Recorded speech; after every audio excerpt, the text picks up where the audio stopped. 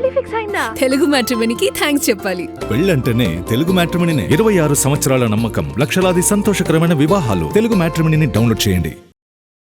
Butterfly theory తెలుసా? నాన్నకు ప్రేమతో సినిమాలో ఈ థియరీ గురించి సుకుమార్ చాలా బాగా చెప్పారు. ఈ ప్రకృతిలో ఎక్కడో జరిగే ఒక పని ఇంకెక్కడో ఎఫెక్ట్ చూపించడమే బటర్ఫ్లై థియరీ అంటే. ఇప్పుడు త్రిషా కెరియర్లో జరిగేది కూడా ఇదే అంటున్నారు ఫ్యాన్స్. తమిళనాడులో మారిపోయిన పొలిటికల్ వెదర్ ఈమె కెరియర్కి ఒక వరంగా మారిందా?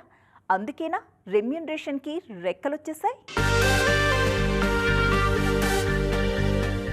సీనియర్ హీరోయిన్లకు మామూలు టైం నడవట్లేదు. ఇప్పుడు వాళ్ళు పట్టిందల్లా బంగారమే. మొన్నటి వరకు నయనతార టైం నడిచింది, ఇప్పటికీ నడుస్తుంది.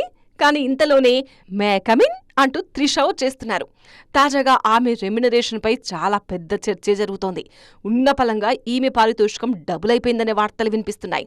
గతంలో ఒక్కో సినిమాకు 5 నుంచి 6 కోట్ల వరకు తీసుకున్న త్రిష ఇప్పుడు 10 నుంచి 12 కోట్లు డిమాండ్ చేస్తున్నారనే ప్రచారం జరుగుతోంది.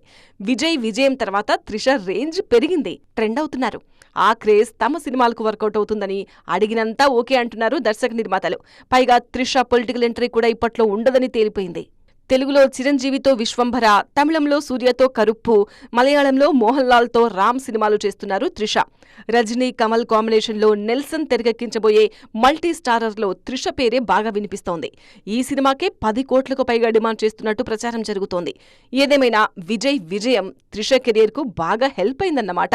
పెళ్లి ఫిక్స్ అయిందా? తెలుగు మ్యాట్రిమోనీకి థ్యాంక్స్ చెప్పాలి. పెళ్ళంటేనే తెలుగు మ్యాట్రిమోనీనే. 26 సంవత్సరాల నమ్మకం, లక్షలాది సంతోషకరమైన వివాహాలు. తెలుగు మ్యాట్రిమోనీని డౌన్లోడ్ చేయండి.